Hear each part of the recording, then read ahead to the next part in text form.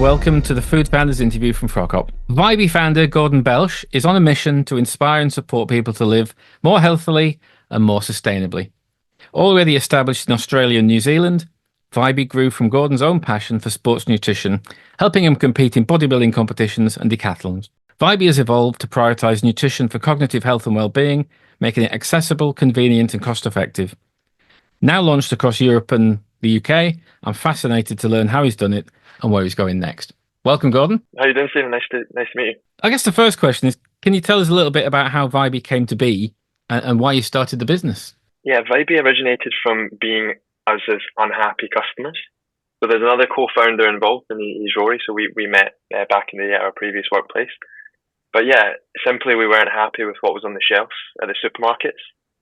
Starting off in the UK, and then I emigrated over to Australia, and it was the same story there on the shelves. Yeah, things that were full of sugar, unhealthy, didn't really do the job. What nutrition products that were full of sugar? Nutrition products, so more around the breakfast area. There was products like Up and Go, for instance, that back then, if you looked at the nutritional panel, they had far too much sugar. So yeah, we felt there was a gap for a healthy alternative. And can I ask what took you to Australia? Was that training or was that just job? Or? Yeah, it was more adventure. I started I was an accountant at KPMG beforehand, and then the plan was do your training, get your 3 years under your belt, qualify, and then go abroad. So Australia seemed like the typical route for us Brits. That's where it led me. Has your accountancy training been something you've leaned on quite heavily starting the business? It definitely allows you to understand how a business operates. More so, yeah, the numbers is an obvious one, but yeah, how all the process works, what a hierarchy can look like, what different people mean, what suppliers, other parts of the chain as well. I presume you didn't have loads of experience in food, supplements, nutrition and food product development. That's something you've picked up. Yeah, we picked up a little bit, yeah.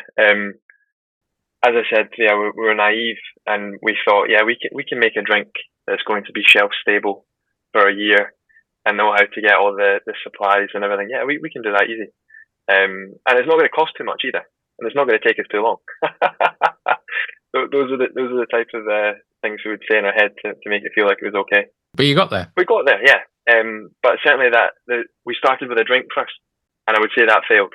Failed is maybe harsh, but yeah, we learned loads, and we decided to pivot after we finished off the run of the drinks. Just simply because the MOQ is really high compared to powder, and it's a lot more difficult to make it taste properly if you're doing the UHT on the drinks. Yeah, it was a good learning experience, for sure. When you say it failed, are you comfortable to explain a bit more about sort of in what way it failed, if you like? Was it cost? Was it traction with customers? I think it failed in our strategy was to get into retail straight away. And again, we'll just get into retail. It's going to be easy.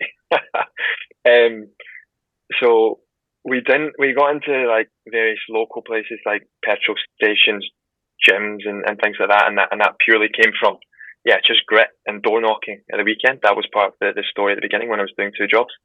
And we were getting good feedback, but the ultimate goal was to get a big retail listing. And we didn't anticipate how difficult that would actually be. And then to top things off, we launched like literally just before COVID hit. And the retailer said, we're not taking on any new brands. So we pivoted to online, and online made more sense from a powder point of view rather than drinks. So that was the rationale. So to come back, maybe full circle, like we want to get the drinks back within the next 6 months.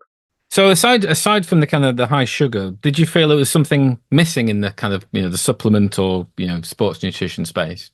Yeah, at the time, there wasn't really a healthy meal replacement shake, right? So there's the big players now, but at the time over in Australia, there wasn't really anything on the market. And I was making that smoothie recipe back at university, so that's basically how the idea came to play. And it was like, right, this is convenient, this is healthy, we can make it relatively affordable with the right ingredients, and that was the logic. Yeah. And were you making yourself, or were you contracting the manufacturing to someone, or?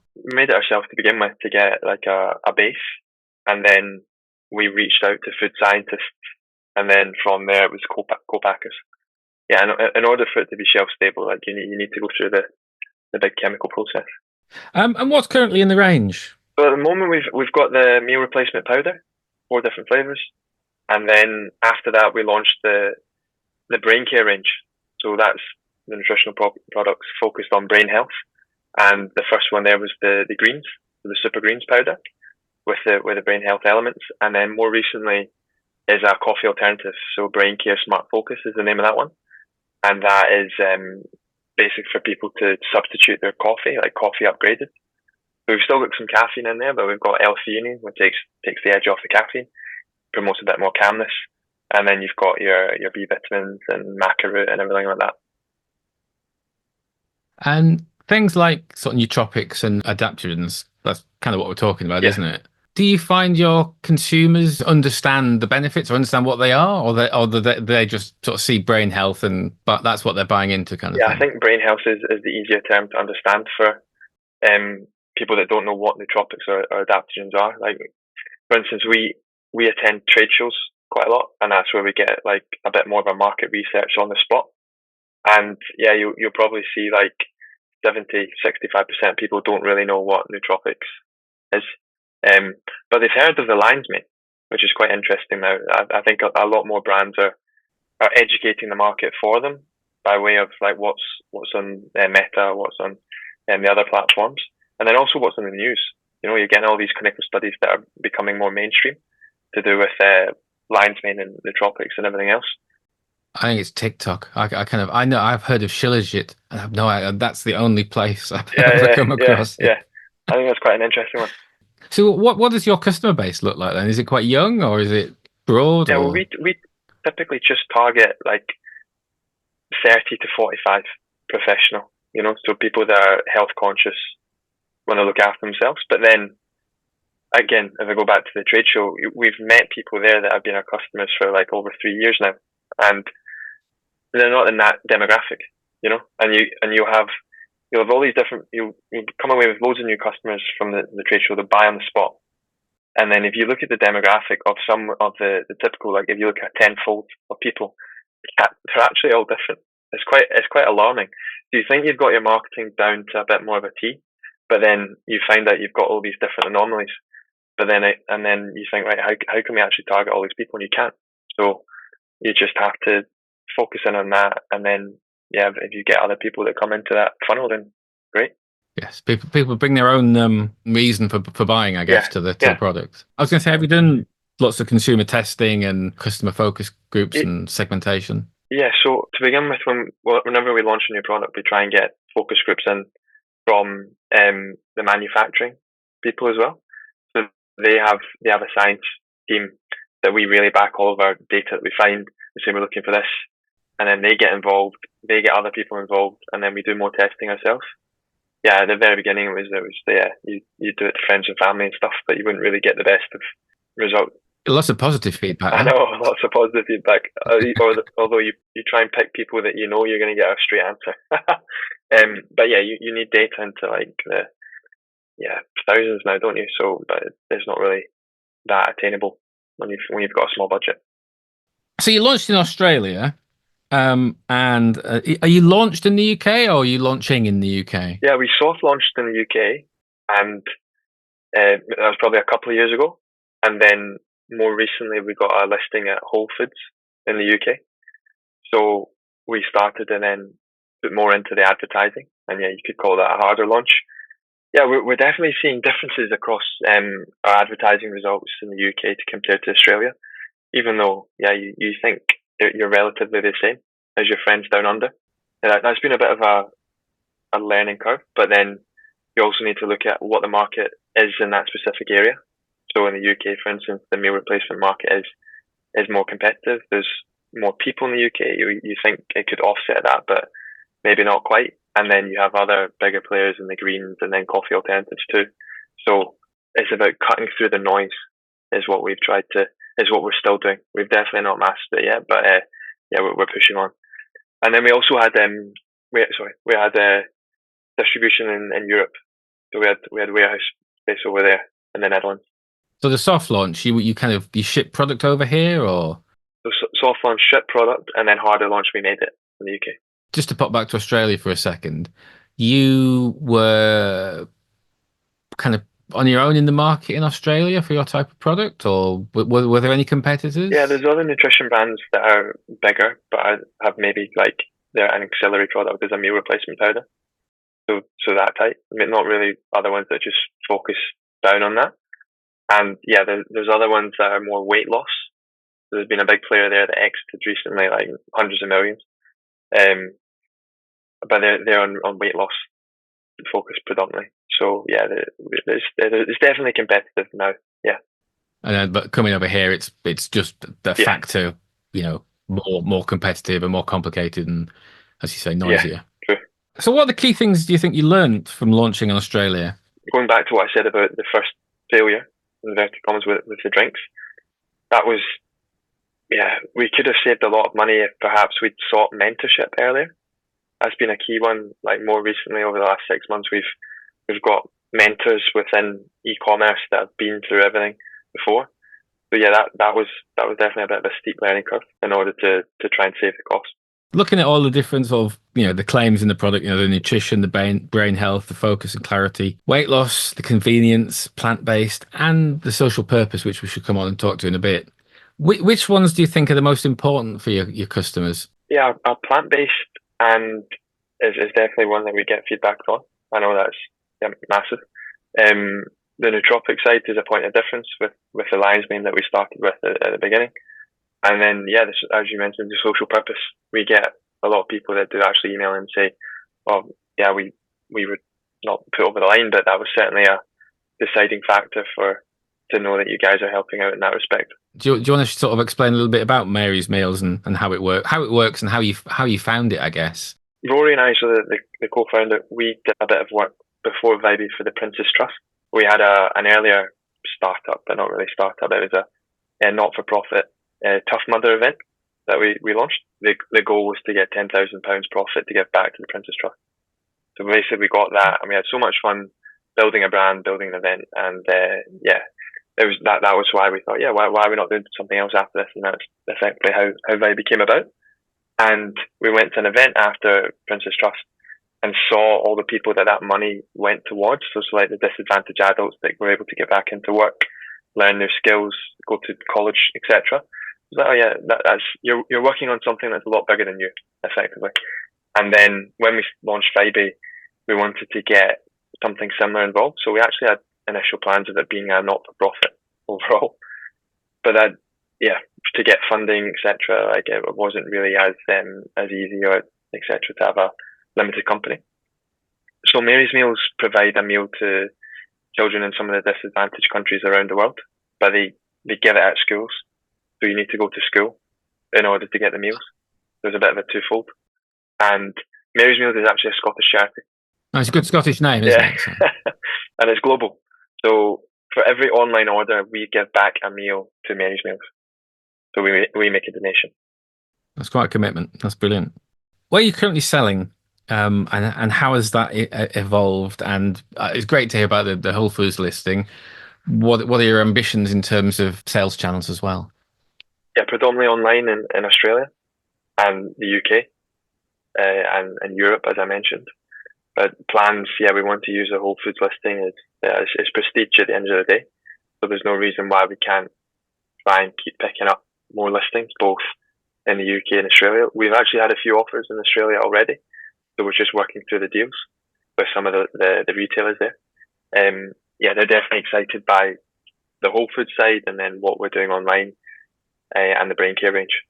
So we want to do that. And then also there's other markets that we're looking to dip our toes in by way of like consultants. So it's almost like no win, no fee, which is good. So there's no reason why we can't test. So that'll happen over like the next 6 months. And how big is the team now? Yeah, there's around about like 30 people helping on Vybey, like almost on a daily basis.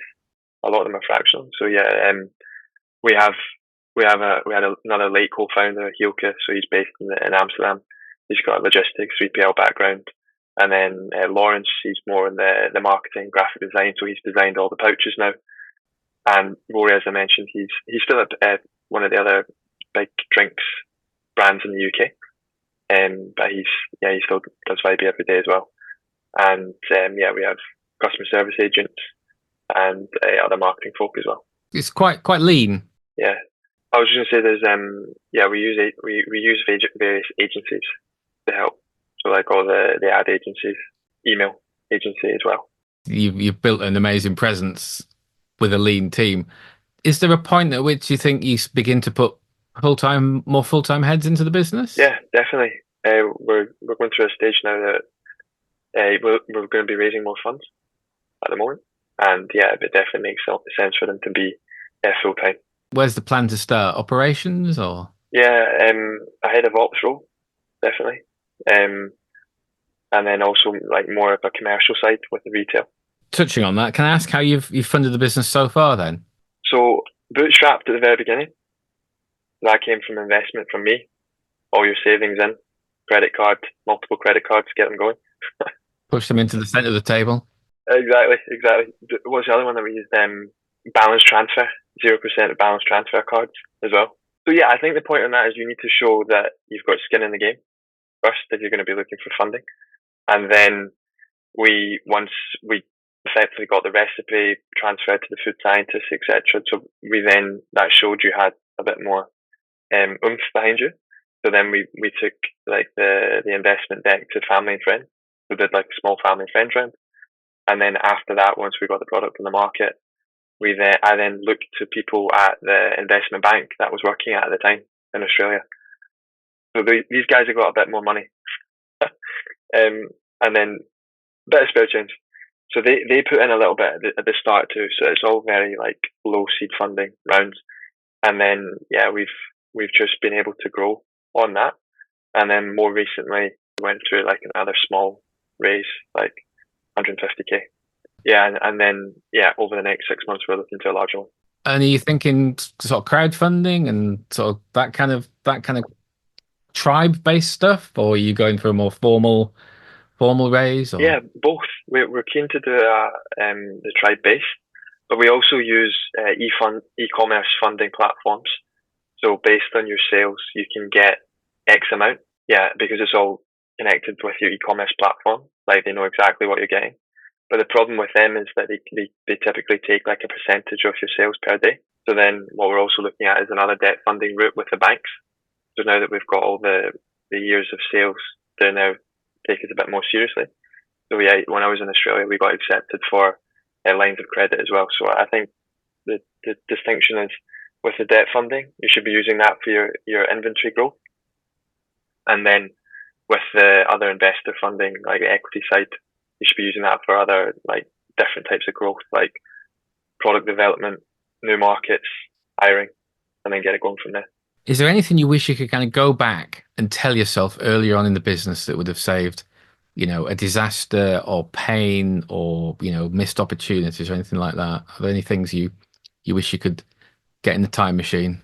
Yeah, I think we should have got someone on board that had done e-commerce before, because we started the journey and then tried to teach ourselves everything. So basically we had no confidence in what we were doing because we hadn't done it before. And it was all through trial and error.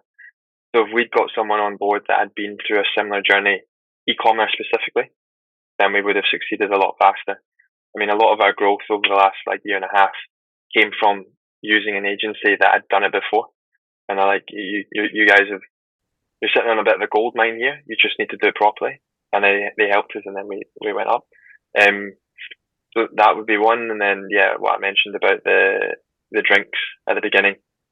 If we'd had someone else that had maybe also been through that journey, then we could have saved a lot of time. And it's mainly... I was going to say it is what it is. That's the journey. Yeah, I was going to say it's not...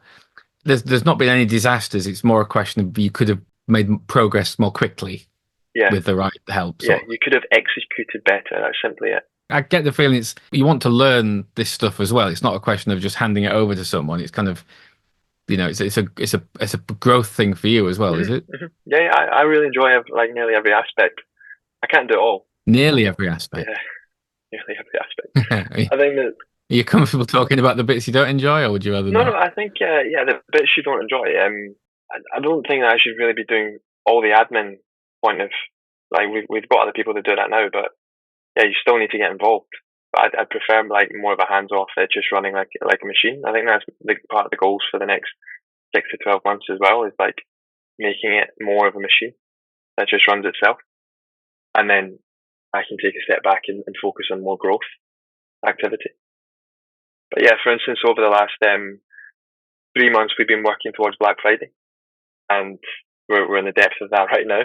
But part of that is just all website development. So yeah, give you a bit of background. We joined a mentorship program that's organised by one of the successful e-commerce entrepreneurs, and you've got access to different facets of e-commerce on a daily basis. So like ads, finance, tax, legal, operations, and from people that have just walked in your shoes before and exited for hundreds of millions. So these guys are all on board. We've learned so much from that, and over the last 3 months, and part of that activity was driving forward parts of the website that would allow you to convert more. From implementing that over even the last month and a half, we've seen an uptick already, like in conversion rate and overall sales. So yeah, it's definitely worth it. And a final question: Are there any brands or businesses that you aspire to be like? Yeah, I think all the big players in the market at the moment, like the Hue, the YFood, AG1, all the younger entrepreneurs that seem to execute it a lot faster. You can learn everything from everyone, right? And even the manufacturers that we work with too, like aspiring to get everything as well chiseled as they do, and learn from them. Well, thank you so much for that. That's fascinating, and I think really great advice as well for other people on the journey that you're on or have been on and will still be on. Thank you so much for your time. All good. Thanks a lot, Stephen. You can find out more about Vybey at www.vybey.co.uk or vybey.com.au, and you can buy online and find out more about the business and Mary's Meals as well. If you want to hear more Food Founders interviews, go to froghop.co.uk/podcast or search for Food Founders interviews wherever you get your podcasts. If you like what we're doing and you like the interview with Gordon, give us a like and a review. It all helps, and we'll see you soon.